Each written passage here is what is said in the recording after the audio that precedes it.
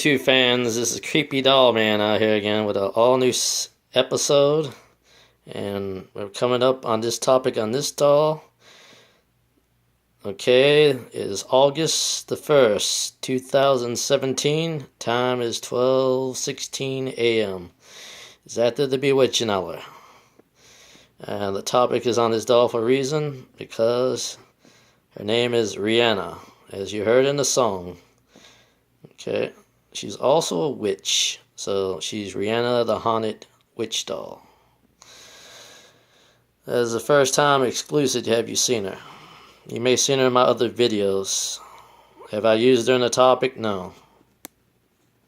Okay, when I mean a witch, she claims to be a witch from the early days, I guess early 15, maybe 16 or 1700s.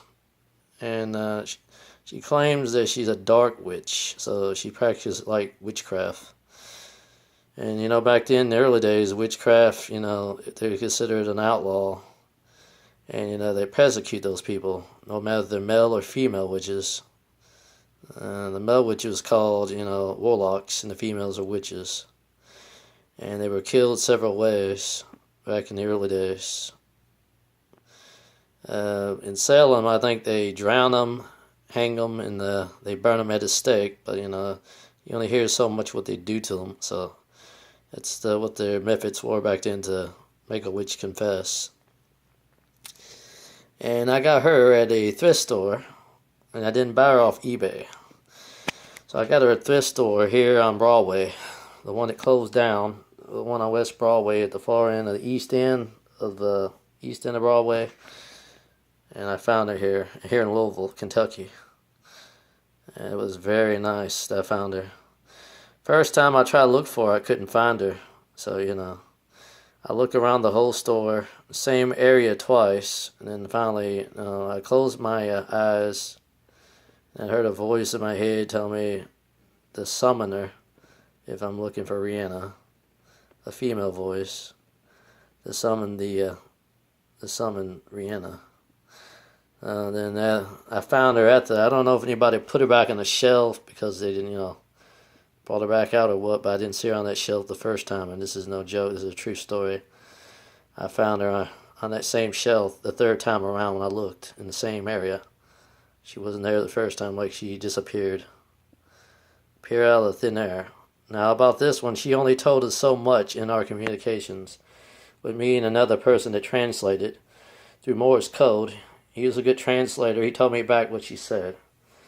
Through the flickering of the light, I've shown that in one episode. I have not released a second version of that yet. I'm going to try to do that again.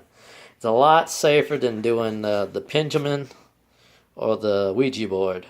It's also safer than using tarot cards because they do Morse code through a flickering of the light. It's a good trick, but they only did through my smartphone, which I showed in the video I showed where I was filming the second video of it to show how it was done. There's no trick photography. And now she claims to be a witch, but she didn't give us a lot of detail how she died in our communications with her. She didn't indicate she was black or white. I would say she probably was white if she was persecuted for being a witch. And if she did die, she probably died a violent death, but she didn't give us a lot of detail. I would speculate and say that she died a violent death, maybe by hanging, burning at the stake, or drowning. Is the only way you can kill a witch. That's what they did back today as a punishment. No matter if they were good witches or bad witches, meaning they practiced the white art of magic or the black art of magic. You know, that's what they did back in the early days. Another reason, she never told us her age as well.